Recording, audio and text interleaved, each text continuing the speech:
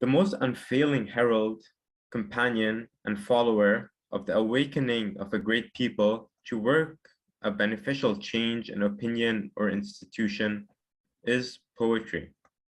At such periods, there's a accumulation of the power of communicating and receiving intense and impassioned conceptions respecting man and nature.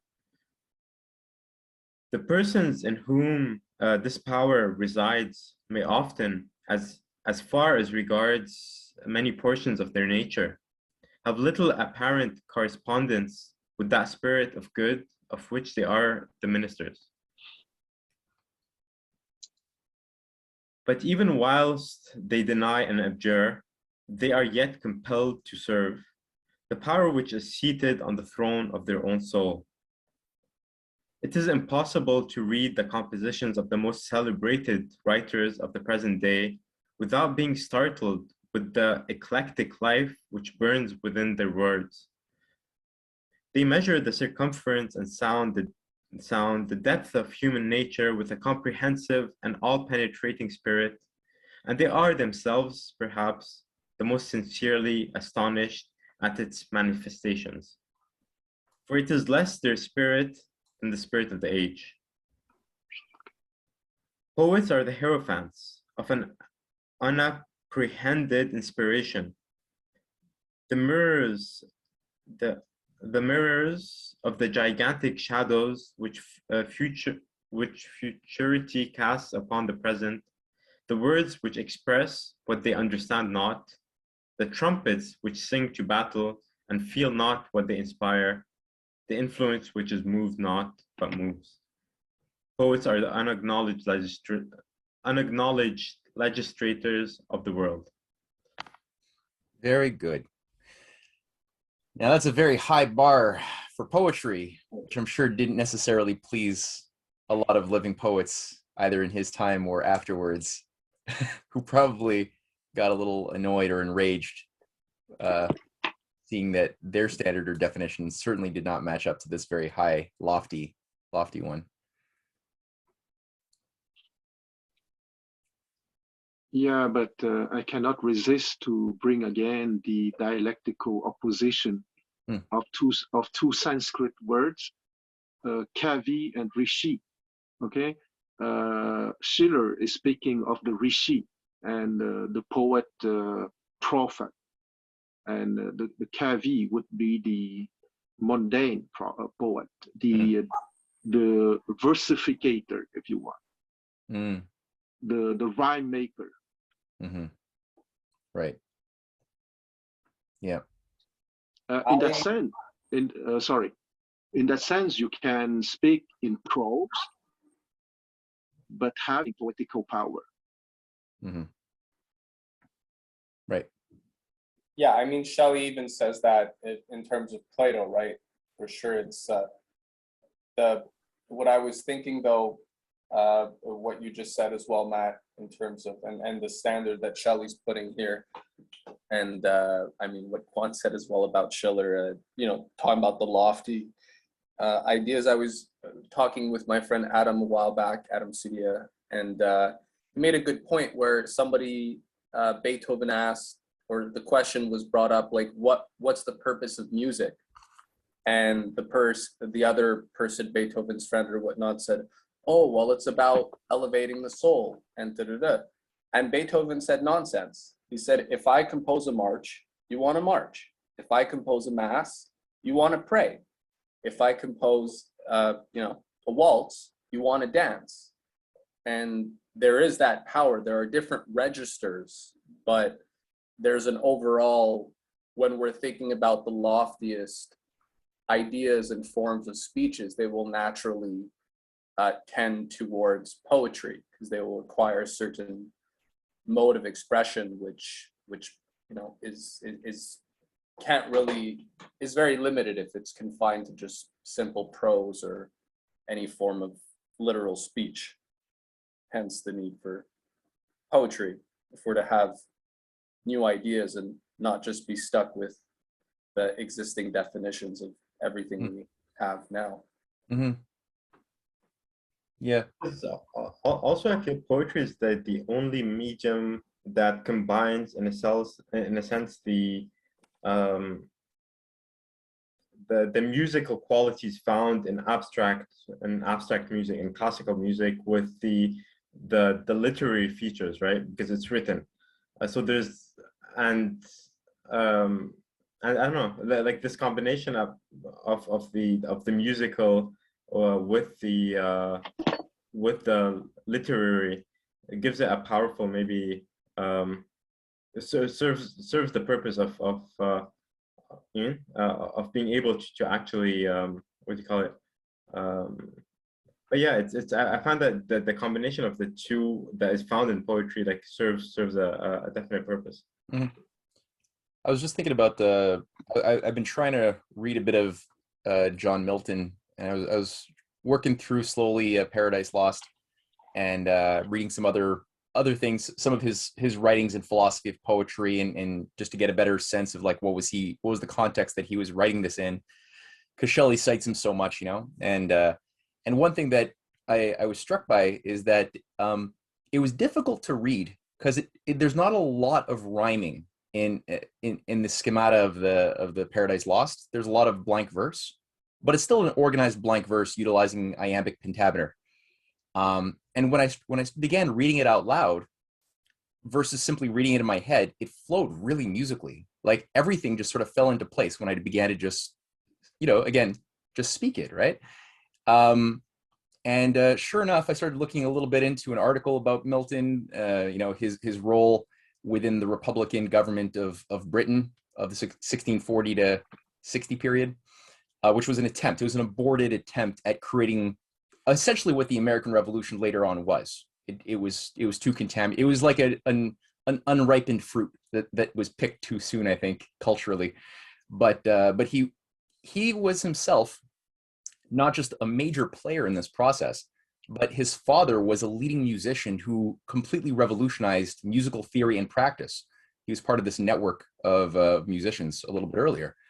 And Milton made the point that he was consciously breaking from all of the formulas of what poetry was expected to be, and was able to put into words his understanding of the musicality of it, that it's meant to be something spoken and even sung with a certain rhythm, even though nothing necessarily has to rhyme. It was a very fascinating idea that he did. And also another thing that struck me too is I forgot, but there's Paradise not just lost, but also Paradise found.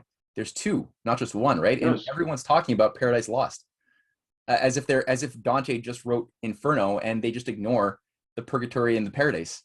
And it's the same thing for Milton. Everyone talks about the Paradise Lost, and the Paradise Found is a beautiful little piece as well, on Jesus successfully battling it out with the devil during the 40 days in the desert. And yeah, nobody gives that one any respect. It's amazing. Also, I think there was a sentence or two, I don't know on which page, where he was describing basically the act of imagination and also of construction. So basically, I think he was alluding to the fact that when you construct an entity or something, imagination evaporates, right? There is loss of imagination. And so construction comes, literature is construction, music is the imagination, right? And so there is this interlude between the both that you find in poetry. Yeah, that's interesting. Yeah, like the construct. I don't remember exactly what page that was on, but it rings a bell. Yeah. But I think maybe it's about the opposition between the poetry that is conceived as a whole, and after you wouldn't put the details, contrary to the mosaic. Okay, well, he make the comparison with the mosaic, that you wouldn't start by the little pieces and you wouldn't compose something from the little pieces. Yeah. And I would say that, to come back again to the dialectical oppositions between the Rishi and the Kavi, the rishi precisely would have a whole vision, and after that he would use his intellect to choose the little pieces to express his whole vision. Okay. I'm sorry again because I'm very obsessed by the Platonic epistemological stations, but I think the old Plato has something there. The poet would be the guy having the vision at the theoria or the dialecticon epistemological level, or level 5 or 6. And when he has that integral whole picture, he will go down to the intellect and the heart, epistemological station 2 and 3, to use the pieces he needs to express this global vision.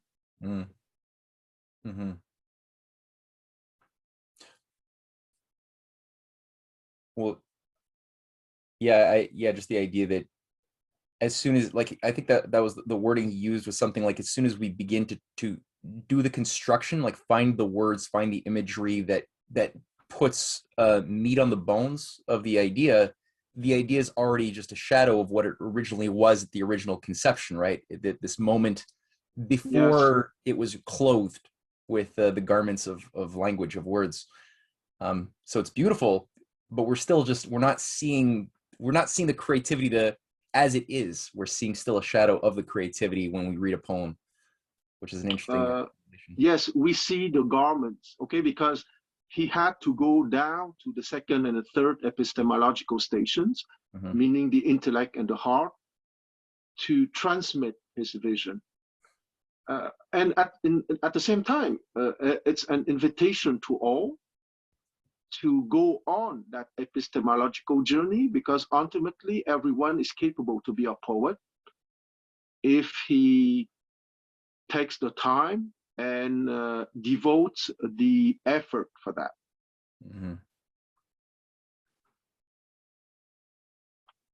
And I would add, Quan, to that.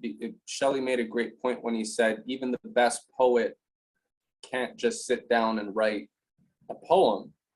At the same time, I think there's a universal truth to that in terms of any kind of creativity or poetic expression, right? That in whatever form it takes, you can't force it. And oftentimes, the whole idea of the muses is it's about getting out of the way and actually letting the ideas find you. And I think that the bad poets or artists, though they're not really poets or artists, I guess you could say, or they're bad. I don't know. It's a carpenter that makes a chair with only 3 legs. Is he still a carpenter? But they try to make, they try to make things happen.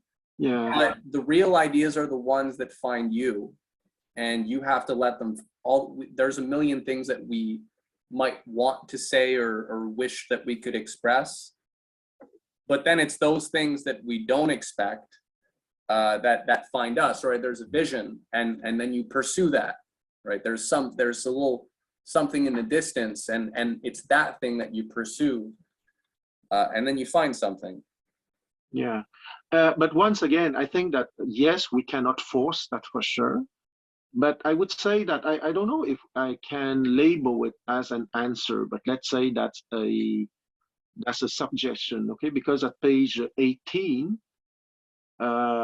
he wrote that a poet, as he's the author to others of the highest wisdom, pleasure, virtue, and glory, so he ought personally to be the happiest, the best, the wisest, and the most illustrious of man.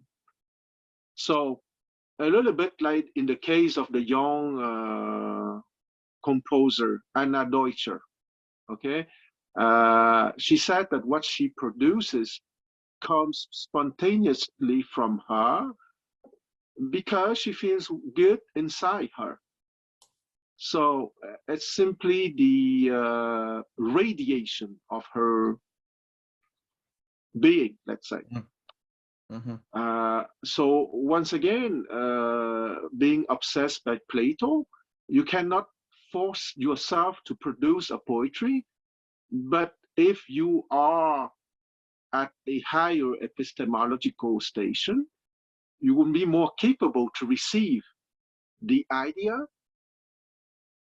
that you will manage to address with the intellect and with the heart, which would be the poem itself and not the poetry, which is more a process happening within you because of your epistemological station, and you try to offer a glimpse of it through the poem, because you need to go through the intellect and the heart to communicate with others. Yeah, I mean, I have permission to use an analogy. The one that I like, which furthers, I think, what you're saying, Quan, making wine. I learned how to make wine a few years ago, and it really became clear to me because it's such a simple process, making wine, technically speaking. And yet, I mean, throughout history, everybody raves about, you know, like, there's nothing like, you know, a great wine, or what is a high quality wine? How could we all be making such a big deal about different kinds of wines and vintages if it's such a simple process? But in the sense it is, because you got to take the grapes, you let them ferment, it takes a certain amount of time, you got to put in the right size bottle. But there are a few basic elements of, you know, temperature, how long you let it boil for, you let it ferment. You know, you pick the grapes at just the right time. If there was a rain, or it was a rainy season, or a rain the day before, the water content of the grape will be higher, which will lessen the sugar, which will make the fermentation process less intense. But all that to say that at the end of the day, it's a very simple process, but the more we actually know about it, the better we're able to create the conditions for the natural process to just take place. And so, like in Alma Deutscher's case, I always like how she talks about her skipping rope. I mean, she's a bit older now, so I doubt she's skipping as much. But like, she knows the ideas are going to come. And she's like, I go and I skip. And she ain't skip. She just turns her rope. And she lets the ideas come, because, you know, she's putting herself in that state where her mind is partly distracted, but at the same time, that's where ideas can kind of descend, flashes come, and then she pursues them. You know, she takes a couple notes and she revisits it, but she knows how to create the conditions for the thing to happen naturally. And I think, you know, the natural artists there, or thinkers, right? They're always looking to create the conditions for creativity to thrive. And yeah, there has to be an environment for it too. If we're thinking about it on a, you know, there's the individual, but then it's like, well, how do we create an environment where more people can experience that kind of thing? Yes, yes. Well, it goes back a little bit to the book by Lyndon LaRouche, that genius can be made. To a certain extent, if we believe in education, educare, to bring forth what is within, if we truly believe it's possible to bring forth beauty, goodness, and truth from within in the right settings and the right environment, yes, geniuses can be made, I suppose, because it would be compatible with the idea of the epistemological journey given by a right education. And the poet is at the top of the epistemological journey.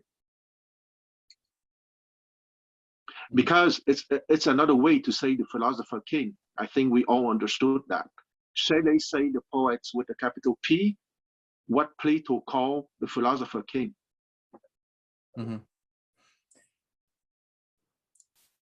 And I mean, really, that's what a classical education is as long as we're not thinking about it like too flaky, right? Like there's already something there. The classical education is not about, you know, giving people a bunch of instruction or like a system of, you know, reward and punishment, you know, get the right answers, learn this, learn that. Of course, you know, memorization is important too, but there's an idea that there's something already there. And the great teacher's role is to prompt that and to have an intimation of it within themselves such that they know how to prompt it in others.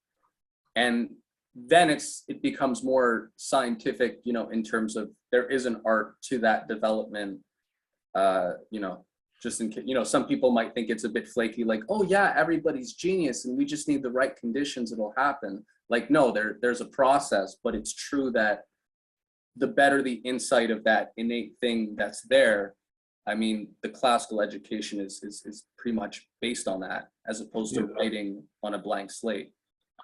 I would like to offer a medical advice, okay? Maybe not medical, but biological advice. Because if you examine the brain, for example, okay, if I want to be a soldier, I would need to go through drills and so on, because you need to develop to your skills, your automatic skill, okay? So that in emergency situations, you don't have to think about that, but you just act like a robot. And it's okay to act like a robot in an emergency situation, because in our brain, there is a part that is called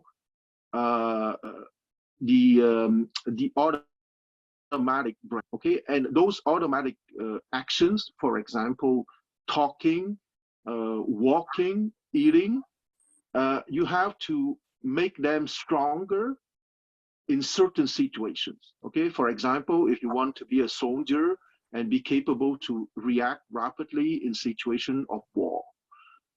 But you have higher portions of the brain that cannot be trained by instructions, okay? Because what we are talking is about education to bring forth what is from within. But you have a process called instruction or training, which is more for the automatic and robotic part of the brain, okay? Because let's not forget that we have a robotic and automatic part of the brain. When we learn to write, for example, we repeated that process till it becomes automatic, okay? So that we don't have to make an effort when we hold a pencil, because we cannot repeat that process every day, each time we write. So I think that there's nothing wrong with the training or robotic part of the brain, but it depends of the kind of rulers that we have. If the rulers want robots, he will not favor or promote an education, but rather training or instructions. And you know perfectly well that in the past, the classical education was something that was only for the upper class, okay? Because that classical education precisely was bringing out beauty, goodness, and truth. And the upper class was not necessarily interested giving those things to all the people of their nation. I was thinking a bit about, since, yeah, on that note, I love Plato. I love Plato so much, and I was thinking about the Meno dialogue, you know, which, so it's a beautiful little dialogue, which is, I feel like it touches on what we're dealing with, because it is dealing with the essence of a classical humanist educational process in a very simple fashion, right?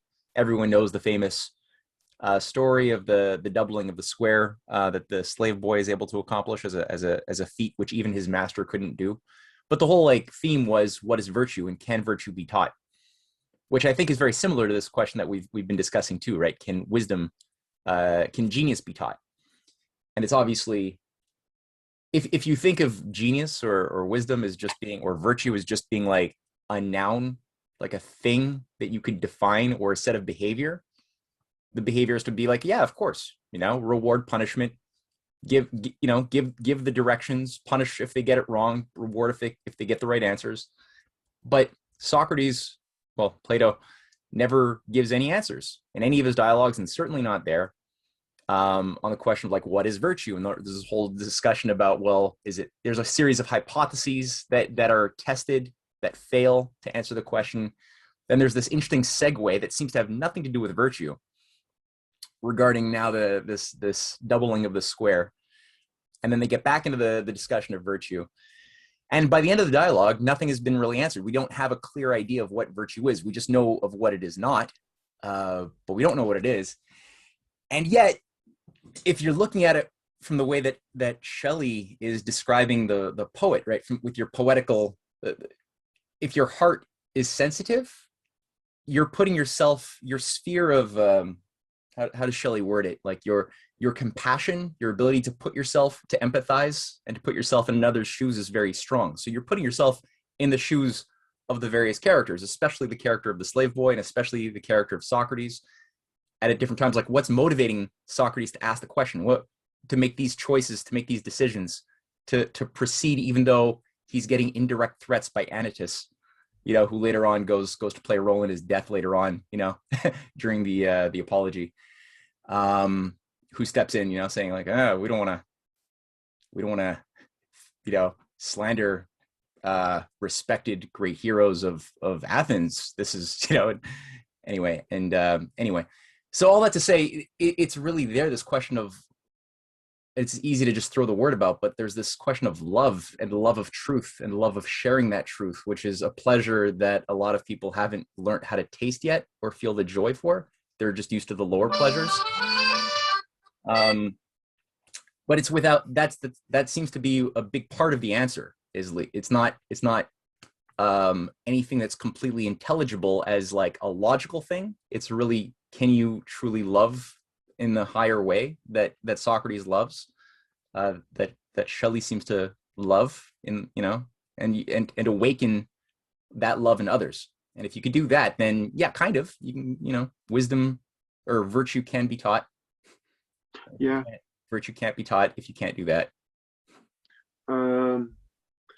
Coming back again to the old Plato, if you can make the person feel the playfulness of knowledge, that is perfect. That is precisely what I would call love. Okay, I know that we can define love in a lots of ways, but on our personal adventure, I think that if you can see exploration of the inner universe and of the outer universe as a playful exploration, that is goodness. Okay, when we talk about the classical education of the three major eternal forms or ideas of beauty, goodness, and truth, goodness is precisely that fear of playfulness when you explore inner and outer reality.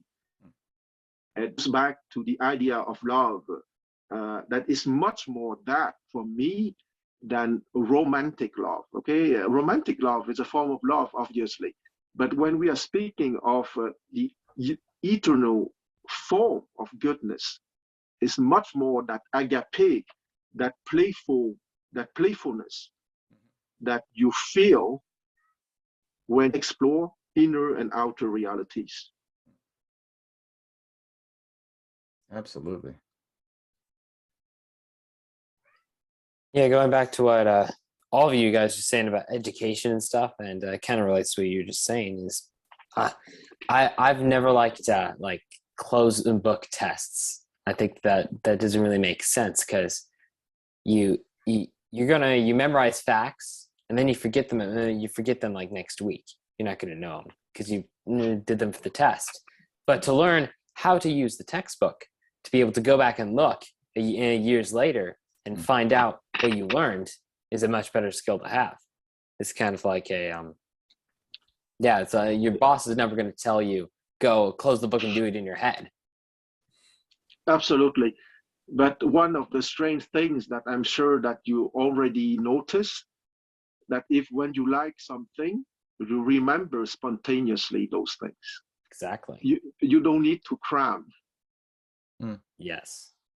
This is Well, I remember that being a discovery that happened really late in my years. It was only when I was in university taking a course that I enjoyed. It was well, in hindsight, it was a lame course, but I enjoyed it at the time. It was on Chomsky and linguistics, and the textbook. For the first time, I realized it was written by a person who has thoughts, and I started like looking at the textbook as it is, right? Not as like a manual of a bunch of facts crammed together, which is why I was never very good in school. So what you're saying there, Declan, just really strikes me, and I remember just all of a sudden thinking about it as an organized set of thoughts that were there for a reason that somebody had contemplated that I could then replicate in my own mind, like how they were thinking and why they made the chapters as they did. And it changed my relationship to the ideas. And as you were saying, Kwan, I was not only able to relate to the textbook better, but the ideas seeped in a lot more because I was thinking about the living ideas before the author wrote them. He had thoughts of like why he thought, and all of a sudden everything stuck in and found firmer roots to the point that even now I can still talk about the content even though I disagree with it in a way which it was never like that in previous tests or previous courses, which I would just like cram, and then after I passed the test, if I did, my mind, I would just be able to like wipe the slate blank, and purge the mind of all of the material clutter that had been like crammed in there, get drunk, and then just like live my life again. I have no recollection of any of those facts, but I do for that one class. That was interesting. Yeah. But what happened in that case, Matt, is that you began to hear an inner voice. Yeah. Okay. To speak like Socrates, that book was a diamond for you, a daemon. Yeah. I always mispronounce that word, but I think you understood what I mean. Okay, so that daemon, a daemon, because there are many daemons. A daemon appear because you began to hear a voice, an inner voice. Okay, and when you read an author like Plato, for example, for many years, at a certain moment, there's an inner voice that will appear, and that's the daemon. But that's confusing though, right? Because it's still, I mean, we use this word allegorically that Socrates used, but it's still, I mean, it's just us learning to have a dialogue with ourselves, isn't it? Like there's still something within ourselves which is throwing ideas back at ourselves. Yes, but Matt, we have fundamentally three brains, okay? The automatic brain, the emotional brain, and the intellectual brain. And when there's no connection to the emotional brain, it's a torture, it's cramming. But when there's a connection to the emotional brain, it's when the diamond would appear, okay? But of course, it's a dialogue of ourselves with ourselves, and that's playful exploration. I just know people are going to listen to this and they're going to think of it literally as you're saying it and freak out. So just to be clear, Kwan is not talking about possession of a demon, the way that it is conveyed. Wait, I would like to qualify. Just to say that to anybody listening to this on YouTube, that is not what he is saying. Sorry. I would like to add something.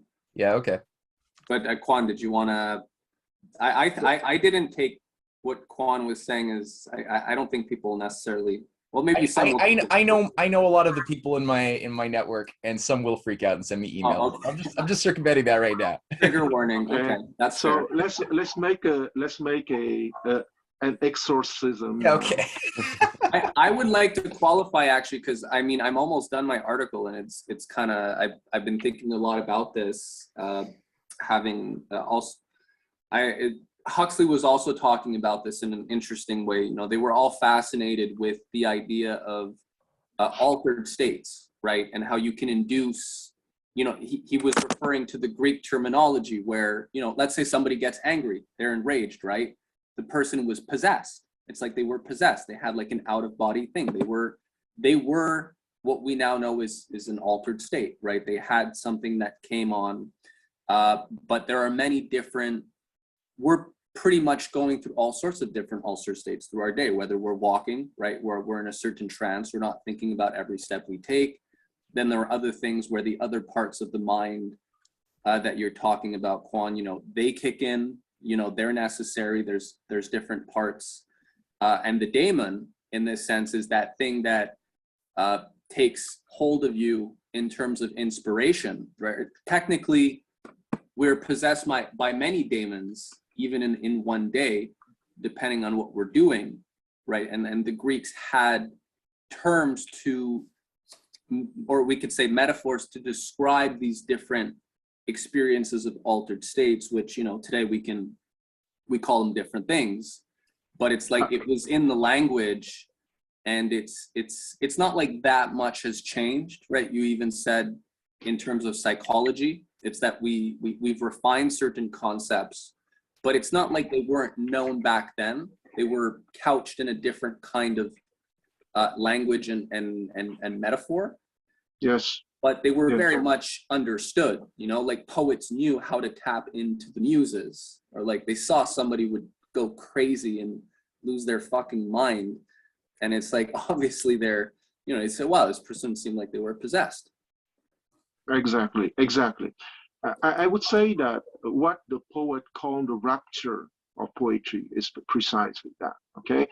And what the ancient Greek called the daemon, or what we would call psychic aggregates, okay? Because now we understand more the interconnections between the automatic brain, the emotional brain, and the conceptual brain. We don't use exactly the same words, okay? But what Socrates said, by using the word daemon, we would call it a psych aggregate nowadays, okay? So it's high psychology. And I would say that in the sense that psychology is the science of the soul, or rather the science of bringing the psyche, which is an inchoate soul, to be a complete soul. In that sense of true psychology, the ancients were much, much more advanced than nowadays, okay?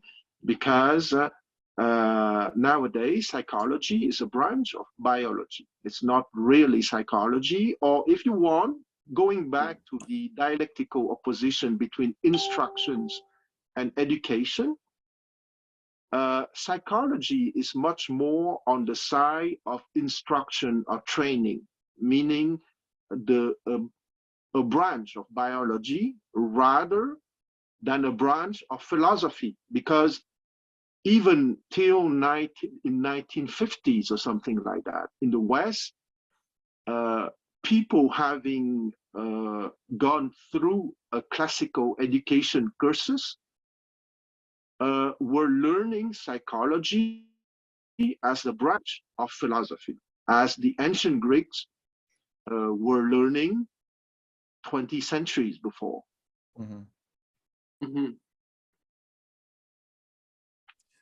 Well, that was in the in Quebec before the big educational reforms of the 1960s. The focus around which the entire educational system was premised was this philosophical concept that you want to awaken from within the students going through the schools a sense of being a good citizen first and foremost, and whatever techniques or specializations was a secondary consideration, which is why there was such a big focus here on Latin, learning Greek, so that people could study original texts, from the ancient period if they wanted to, and also just it created a much wider space of the mind, in terms of how we can communicate concepts in different languages, as well as the classics. That was obviously a big focus, and then all of that was really targeted for destruction in the 1960s, especially under the OECD, that completely rewired everything around this other idea that no, we have to create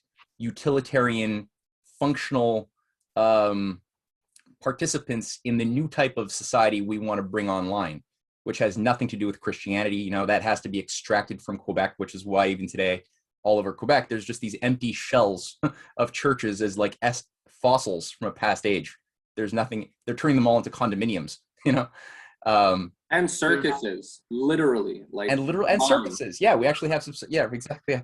They house the mimes and the clowns. No, the clown. Yeah, they house the clowns in on St. Catherine Street. Yeah,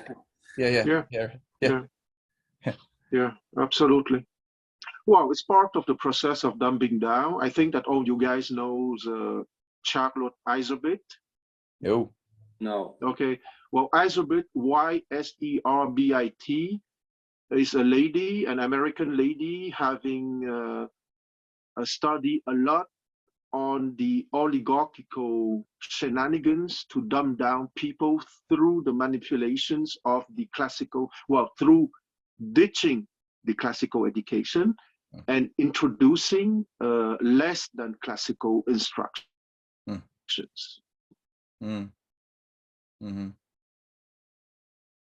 Yeah.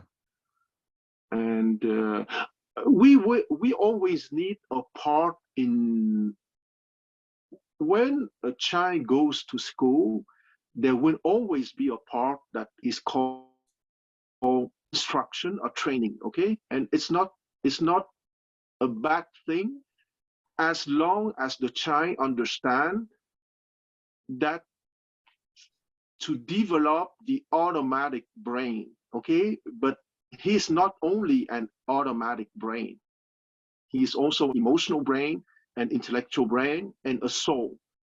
And for the emotional, intellectual brain and the soul, the process of training and instruction is not enough, okay?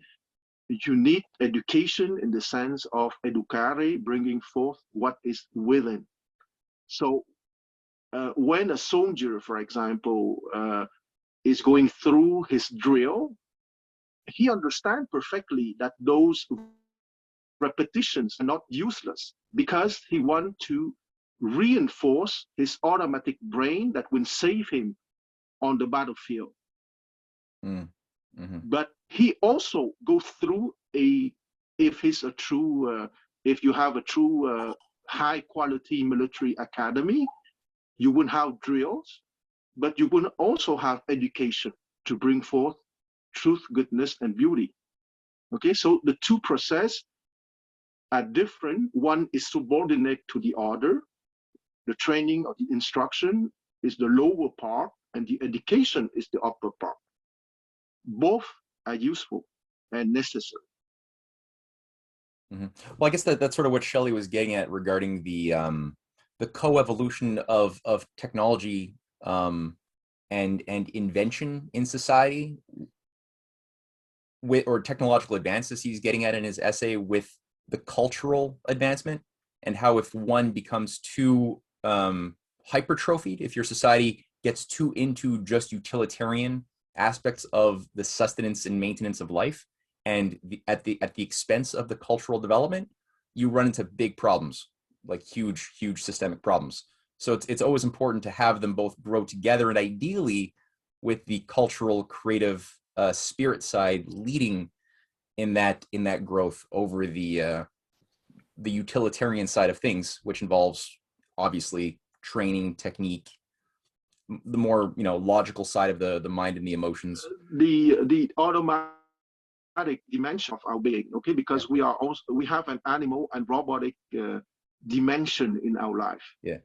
And or if you want the lower trigram and the upper trigram, okay, because if your lower trigram is too weak, you are a weak animal, but you don't have the upper trigram. But if your upper trigram is not strong enough, you might be a strong animal, but you don't have your soul.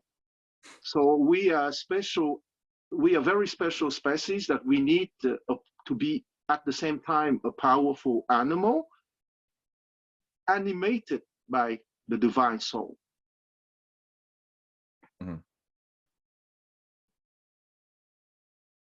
Yeah, because I mean, in the modern age, with technology being what it is, and having the atom at our disposal. It's a source of great destruction, like the likes of which we've never seen, or the source of the greatest technological good too. You know, with the power of the atom, you could end hunger a million times over, especially when we make the breakthrough into fusion and beyond. Absolutely. So you Absolutely. really need to have a cultural elevation to use these powers well. Otherwise, yeah, it's not going to go well. Yeah, absolutely. Because the solution is not poverty. On the contrary, the solution is to be rich, but combined with the culture. Mm-hmm. Well, that's the fraud of the Jesuit takeover of the church, right? Like, and the Red Bishop and all that. They wanted to do what after Vatican II was to create the Church of the Poor. So as if the church wasn't already helping the poor before that. That's like the whole point. That's a big part of what the church has done for hundreds of years, and all of these like since the beginning, the church was always with the liberation poor. Theologians coming in saying no, we have to make, essentially, what are they saying? We have to make everybody poor, basically. Exactly. To get rid of the injustices that they say were caused by capitalism, affluence, and abundance. Well, I think that it's not me that will teach you that, man. Each time that you see the Church of the Poor or something of the poor, be sure that it's 95% a shenanigan by the plutocrats. Until proven otherwise. Yeah. Well, the fact that, what's his name, Camara? Yeah. That's Camara. Yeah, the fact that he was brought in by Klaus Schwab and Kissinger to speak at the World Economic Forum, which is not exactly the venue of that celebrates the poor, right there should have like sparked some alarm bells in in certain people. Yeah. Yes. Well, beware of the man extolling poverty. Mm-hmm. Guys, this is good. I think this is one of the best post-reading conversations so far. And unfortunately, I have a meeting I have to get at in 5 minutes. But this is great. This is really great. And what we should do next time is actually start with a reading of the poem that I know Dave has proposed for many weeks. He's like, yeah, we should start with a poem. And I'm like, yeah, we never do it. So let's do it next week. We'll actually read probably The Mask of Anarchy by Shelley, maybe something else. And we'll have a design for a good follow-up text to pursue the question of wisdom, and we'll see which great mind we wish to have teach us wisdom going forward. If you guys have any suggestions too, throw them at us, and we'll throw them at me, and we'll discuss. Sounds good. Sounds good. Good with me. I'll try to read the text before next Wednesday. So yeah, so that I can at least we can have a nice dialogue and think through before reading. Sure. Absolutely. Okay. Bye, guys. Yeah. Ciao. Bye.